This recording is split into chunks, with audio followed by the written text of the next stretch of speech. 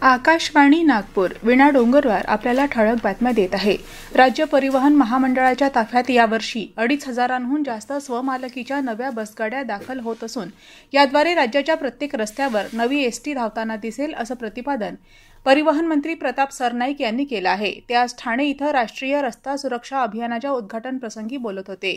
या प्रसंगी 17 नव्या गाड्यांचं लोकार्पण झालं। स्वच्छतेसह सुरक्षित प्रवासाला महत्त्व देत एकूणच परिवहन सेवेचं चित्र बदलण्याचा आराखडा बनवला जात असून टप्प्याटप्प्याने एसटीच्या आधुनिकीकरणाला सुरुवात होईल असं ते यावेळी म्हणाले। सीडॅकनं विकसित केलेल्या तेजा JAS 64 या चिपचं आणि नोवा डेव्हलपमेंट बोर्डचं उद्घाटन काल केंद्रीय इलेक्ट्रॉनिक्स आणि माहिती तंत्रज्ञान मंत्री अश्विनी वैष्णव यांच्या हस्ते झालं।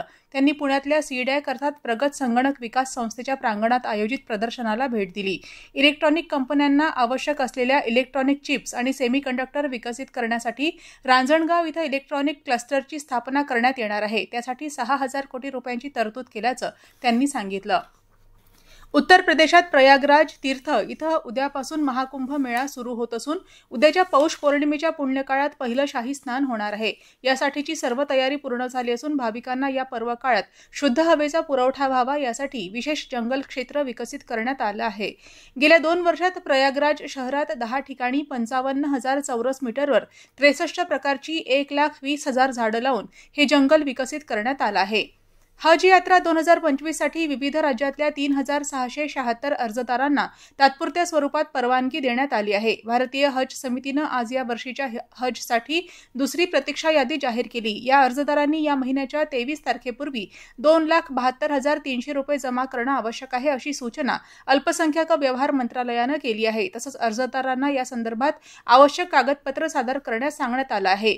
यावर्षी भारतीय हज समितीद्वारे 1,22,000 यात्रेकरूंना पाठवलं जाणार आहे।